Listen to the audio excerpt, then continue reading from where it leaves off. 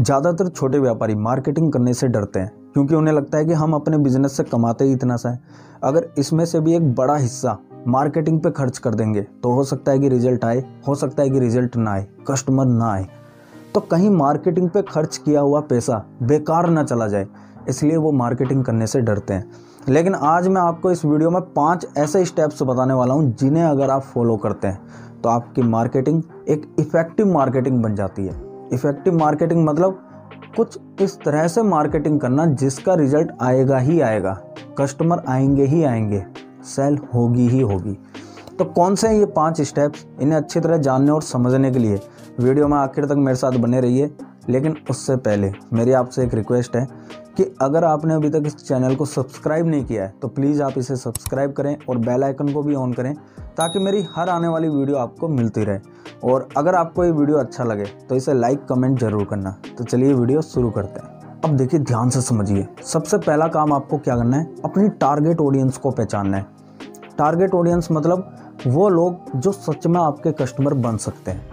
आप क्या करेंगे कि जितने भी लोग हैं उन्हें अलग अलग सेगमेंट में डिवाइड करिए और फिर ये देखिए कि आपका जो प्रोडक्ट है वो किसके लिए है।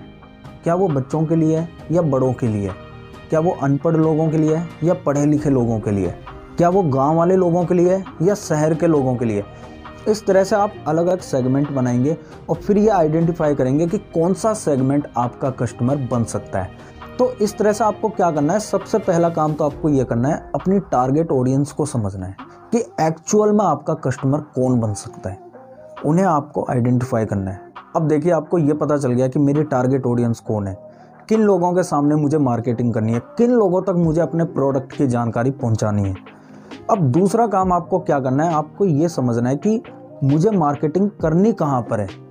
देखिए, हो सकता है कि आपकी जो टारगेट ऑडियंस है वो सिर्फ आपके 4-5 किलोमीटर के दायरे में हो और हो सकता है कि आपकी target audience all over India में हो। तो अगर मान लो आपकी टारगेट ऑडियंस सिर्फ 4-5 किलोमीटर के दायरे में तो आपको सिर्फ वहीं मार्केटिंग करनी है। और अगर आपकी ऑडियंस ऑल ओवर इंडिया में तो आपको ऑल ओवर इंडिया में अपनी मार्केटिंग करनी है। इसके अलावा आपको ये भी देखना पड़ेगा कि क्या आपको सिर्फ ऑफलाइन मार्केटिंग की ज़रूरत है या आपको ऑनलाइन मार्केटिंग भी करनी पड़ेगी। क्योंकि देखिए, अगर आपके टारगेट कस्टमर सिर्फ आसपास के लोग हैं तो यहाँ अगर आप ऑफलाइन मार्केटिंग करते हैं तो उससे आपका काम हो जाएगा। लेकिन अगर आपके target customer all over India में फैले हुए हैं तो यहाँ आपको इंटरनेट का सहारा लेना पड़ेगा। आपको सोशल मीडिया पर अलग अलग ऑनलाइन प्लेटफॉर्म पर अपनी मार्केटिंग करनी पड़ेगी। तभी आप एक बार में जो है लाखों करोड़ों लोगों तक अपने प्रोडक्ट की जानकारी पहुँचा पाएंगे। अब देखिए, 2 चीज़ें आपको पता चल गई कि आपके टारगेट कस्टमर कौन है और आपको कहाँ पर मार्केटिंग करनी है। अब तीसरा काम आपको क्या करना है, आपको ये समझना है कि जब आप मार्केटिंग करेंगे तो आप क्या जानकारी देंगे, आप किस तरह से अपने प्रोडक्ट के बारे में बताएंगे, किस चीज़ को आप हाईलाइट करेंगे। देखिए, आपके प्रोडक्ट की जो यूएसपी है, जो ऐसी वैल्यू है जो कोई और नहीं दे पा रहा, उसे आपको हाईलाइट करना है। देखिए, ये वैल्यू कुछ भी हो सकती है। हो सकता है कि मान लो आप वही प्रोडक्ट दे रहे हैं जो सब दे रहे हैं लेकिन आप उनसे कम प्राइस पर दे रहे हैं, तो यहाँ पर आपकी यूएसपी क्या है, आपका प्राइस। और मान लो अगर आपका प्रोडक्ट जैसे महंगा है लेकिन आप वो क्वालिटी दे रहे हैं जो कोई और नहीं दे पा रहा, या आप वो फीचर दे रहे हैं जो कोई और नहीं दे पा रहा, तो आपको उसे हाईलाइट करना है। जैसे आपको एक एग्जांपल देता हूँ, जैसे कैंट आर ओ बनाने वाली जो कंपनी है उसने सीलिंग फैन भी जो है लॉन्च कर दी है। तो जब टीवी में इनकी ऐड आती है तो ये किस चीज़ को हाईलाइट कर रहे हैं कि भैया कम बिजली खाता है, काफ़ी बिजली बचाता है और नए ज़माने की टेक्नोलॉजी के साथ बना है। मतलब इनके फ़ैन में हमें वो फीचर मिल रहे हैं जो किसी और के फ़ैन में नहीं मिल रहे, उन्हें ये हाईलाइट कर रहे हैं। तो इस तरह से आपको ये समझना है कि जब हम अपनी मार्केटिंग करेंगे, जब कस्टमर को हम अपने प्रोडक्ट के बारे में बताएंगे तो हमें किन चीज़ों को हाईलाइट करना है। अब अगला काम आपको क्या करना है, आपको ये समझना है कि अपने टारगेट कस्टमर तक अपने प्रोडक्ट की जानकारी आप किस माध्यम से पहुंचाएंगे। आप मार्केटिंग के लिए कौन सा चैनल यूज़ करेंगे। देखिए, अगर आपको ऑफलाइन मार्केटिंग करनी है तो उसके लिए भी कई सारे तरीके होते हैं। क्या आप न्यूज़पेपर का यूज़ करेंगे, क्या आप पैम्पलेट्स छपवाएंगे, क्या आप होर्डिंग्स लगवाएंगे, क्या आप डायरेक्ट अपने सेल्स पर्सन को अपने टारगेट कस्टमर के पास भेजेंगे ताकि वो अपने प्रोडक्ट के बारे में उसे बता सके। अगर आपको ऑनलाइन मार्केटिंग करनी है तो क्या आप इंस्टाग्राम का यूज़ करेंगे, क्या आप फेसबुक का यूज़ करेंगे, क्या आप फेसबुक पर अपना पेज बनाएंगे या वहाँ पर अपना एड कैंपेन चलाएंगे, क्या आप यूट्यूब पर अपना खुद का चैनल बनाएंगे या किसी और के चैनल पर खुद को प्रमोट करवाएंगे? क्या आप गूगल लीड्स का यूज़ करेंगे या आप अपनी वेबसाइट बनवाएंगे? आप मतलब किस तरह से अपने टारगेट कस्टमर तक अपनी जानकारी पहुंचाएंगे, ये आपको समझना है।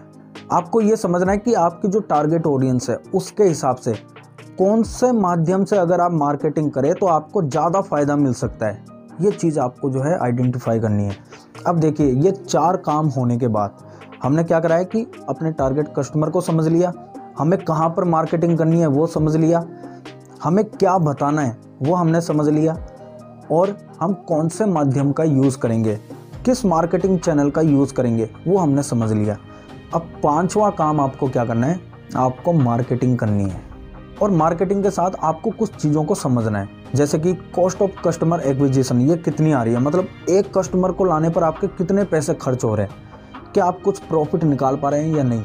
और जैसे मान लो आप 2 चैनल का यूज़ कर रहे हैं मार्केटिंग करने के लिए, एक चैनल से आपको काफ़ी ज़्यादा फ़ायदा मिल रहा है, वहाँ से काफ़ी कस्टमर आ रहे हैं, लेकिन दूसरे चैनल से कुछ खास कस्टमर नहीं आ रहे, वहाँ आपके पैसे बस खर्च हो रहे हैं। तो आपको क्या करना है, जो ये दूसरा चैनल है यहाँ अपना बजट कम कर देना है, और जो ये पहला चैनल है यहाँ पर अपना बजट बढ़ा देना है, ताकि आप और ज़्यादा मार्केटिंग करें और ज़्यादा वहाँ से आपके पास कस्टमर आए।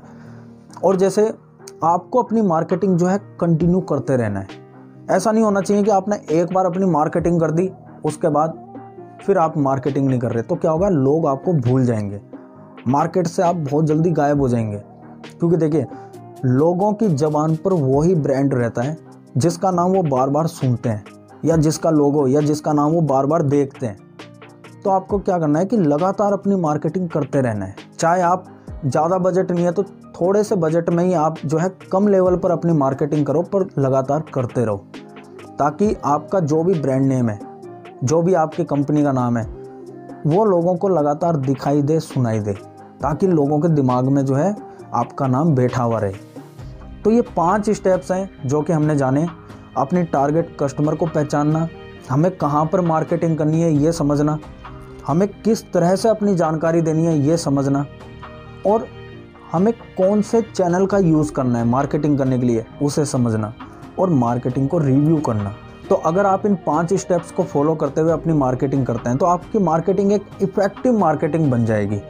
आपको रिजल्ट मिलेगा ही मिलेगा, कस्टमर आएंगे ही आएंगे। तो अगर आपको ये वीडियो अच्छा लगा हो, ये जानकारी पसंद आई हो, तो इसे लाइक ज़रूर करिए और कमेंट में अपना फीडबैक दीजिए, और इस चैनल को सब्सक्राइब करिए ताकि आप मेरे साथ जुड़े रहें, आपको मेरी हर आने वाली वीडियो मिलती रहे। और इस वीडियो को दूसरों के साथ भी शेयर करिए, ताकि क्या पता आपके ज़रिए किसी और की भी हेल्प हो जाए। तो मिलते हैं नेक्स्ट वीडियो में।